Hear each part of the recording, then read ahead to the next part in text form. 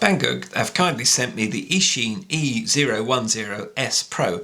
Now I've only ever had the E010. I've never got into the S, which has the upgraded motors and everything, and this is the Pro version. So this one actually comes with a very unusual looking canopy. It's a shark shape, which I'll show you in a minute, but the sticker's covering it up there. Nice little tiny box, as you can see, and basically just wanted to show you it comes in 3 flavours. I've got the Frisky one, you can get the DSM2 one, and also the Fly Sky one. So let's get this out of the box and see what we get. They say they've changed the frame, but I've not actually noticed a huge amount of difference in the frame. The other thing I've checked is they say they've changed the props, and I've got an old prop here from one of my other E010s, and I can't notice any difference at all. They say they're more aggressive angle, but honestly I can't see it, so it's not that much if it is anything. The other thing I've noticed, just having a quick look around it, is everything's completely hidden on it. So there's no antennas coming out. There is the one off the VTX coming out the back here, which is really nice. But the other one is nowhere to be seen. So that's hopefully it's tucked in over the top here, but I'll check that out in a second. To take the top off, we just do these 2 screws here, and we'll do that in a minute. The actual size, I think, pretty sure it's exactly the same as the other ones, but I did measure this one for a bit of a change. It's 83mm across there to there, and it's a 65mm motor centre to motor centre. On this one we've got the upgraded Race Star 615 brush motors. They're an upgrade from the standard one, so it should be pretty cool. And what I think I'd do is we'll get actually the top off and let's have a look inside. Okay, so it was just those 2 screws, pop them off, and then it's actually released everything there. And as I said, everything is tucked in underneath, so if you want to get in and do anything, you've got to take these screws off and pop it off. No problem, but I'm just pointing out, you know, the way it is basically. And you've got a little connection there for onto the board from the VTX, so I'm just going to pop that off. And then we're actually in, and we've got a Lemon F3 flight controller there, and there's the micro USB, so we can plug that into Betaflight and get it going. It says it's loaded with that, but I'll check that out when we actually get in there. We've got a bind button here, and the antenna actually is curled all the way around there, so what I'll probably do is just pop that out. And probably run it up through the mouth of the shark or something or other, so it just comes up out the way, so it gets out of the way of everything. Onto the actual VTX, and that's actually stuck in there, so there's just a little bit of the sort of sticky tape in there, sort of the sticky pad, and also what holds it in position is on the top of the flight controller as well, so that's just going to sit and stick down in there. So you could actually angle it a wee bit if you wanted to. I'm going to have to pop it out though, because to actually change the channels and change everything on it, I'm going to have to get it out. So let's just pop that out and have a look. So there we are, and yes, you do have to get it out. What they should have done was just on the side here, and I'll probably do it actually, is just drill a little hole there and put a little hole in there, and so we can get to the switch here. We can swap it between NTSC and PAL. It's a 3rd inch CMOS chip in there, and it's 25 milliwatt. It's 40 channel as well, so we're going to get all the LEDs up, and I'll show you all this in a second when we get it going. And it's 800 TVL, so it should be quite nice with 150 degrees field of view. I just wish they'd done that, but not a problem. We can sort all these things out, no trouble at all. I like the way they have fed that back out the way as well. Okay, so just going to power it up, just going to plug the battery in. We've got a little red LED on the flight controller, and then we've got a blue one here which is for binding, and then you've got the green flashing ones either side. To get it ready to bind, you hold this down for 3 seconds and make sure your Tyrannus is on. Has to be on D8, and then it will bind up and the blue flashing stops and it goes solid. You've got the back of the VTX here, and if you want to change channels, you just do a quick press, and as you can see it going along there. And if you want to change band, you hold it down for a second and it will change band.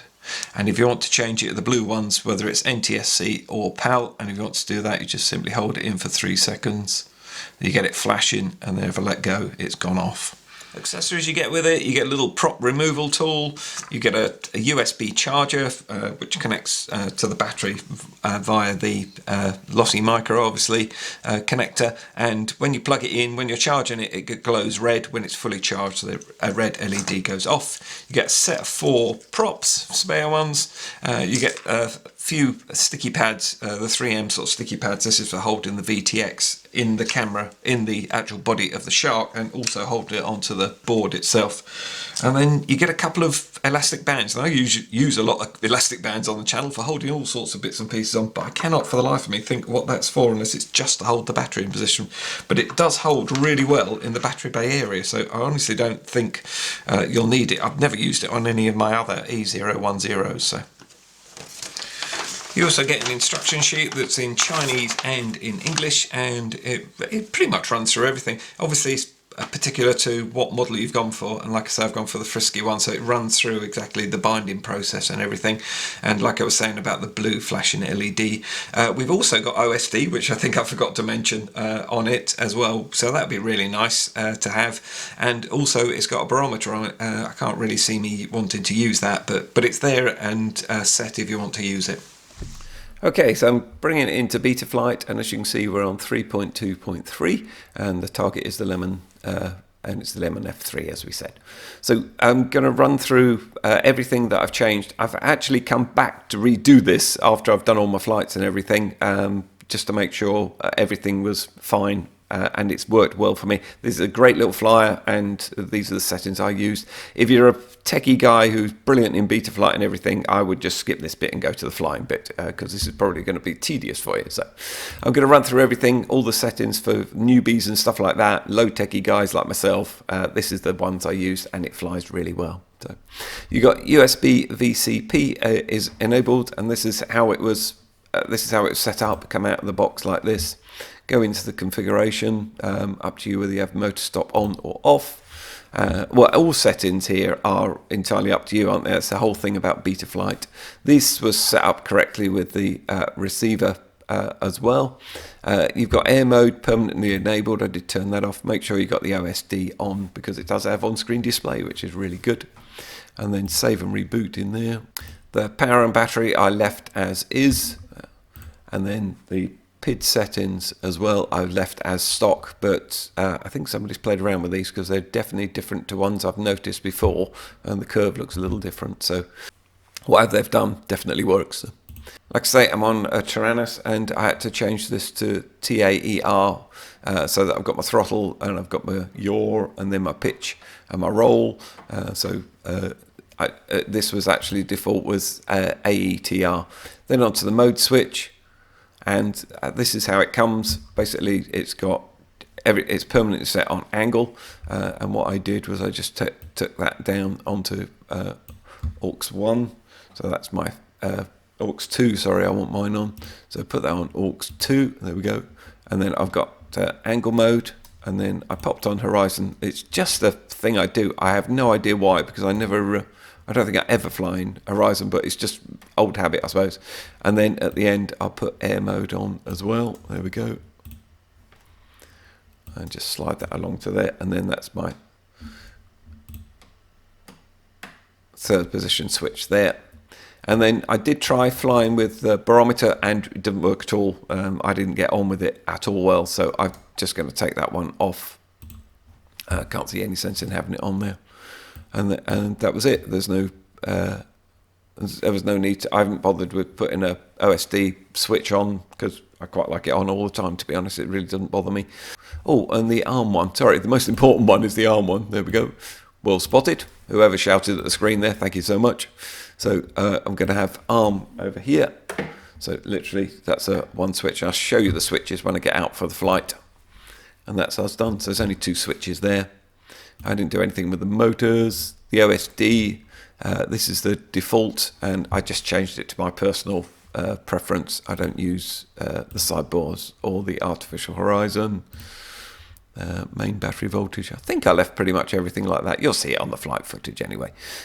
So that's it, and it's obviously a very personal thing, so just save that back as well. And now I'll go and show you how we get on with the flights. Okay, that's us all bound up, and like I was saying in there, this is my arm switch here, so flick that on and you get little green LEDs go solid there when it's armed. And this is my flight mode, so I've got it in angle, horizon, and then into acro. So let's give this a go. There's actually quite a bit of pitch on it with in angle mode. Still not actually seeing the idea of the flying shark, but hey, it's Jaws 12 perhaps. Gosh, rapid little yaw on it. Really nice actually. Whoa, yeah, cool. Okay, gonna flick it into horizon. Yeah, it gives us a lot more pitch, obviously. Whoa, just nearly bottled out there. I'm gonna pop it up into Acro. Very nice and controllable. Hey, that is cool. Let's go and get some goggles on.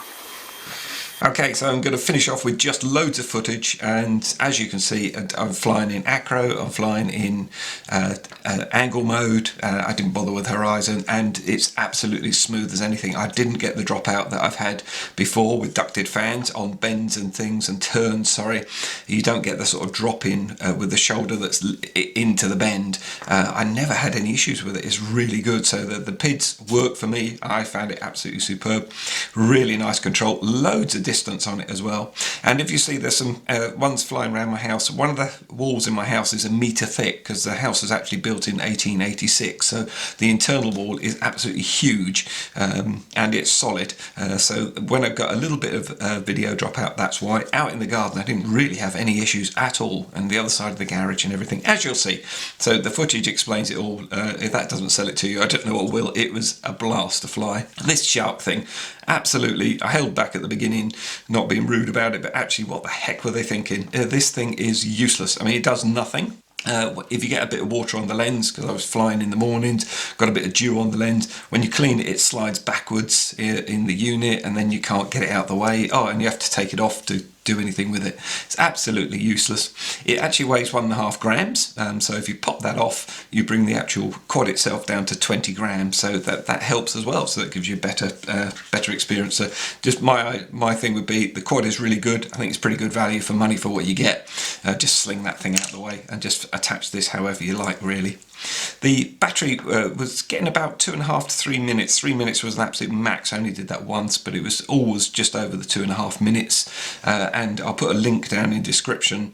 You can buy 5 of these and a multi-charger for about 14 quid, so that's about $18, $19, something like that, I think. Definitely recommend that because you just want to fly with it. It is just so much fun. As you can see in the footage, got a few bangs and things, and it just bounces off and it just keeps going. It is one awesome piece of kit, really good fun. Easy to set up in Betaflight, as you saw there, and everything about it is brilliant. I've had loads of crashes with it, and there's not even the slightest mark on it, so whether or not they have improved it, I don't know on the frame. All I can say is what I've got here is really good once you dump the shark bit. Hope you've enjoyed the review. I've certainly enjoyed having you along the flight. I've got my battery charged up. You can guess where I'm going. Back out for another flight.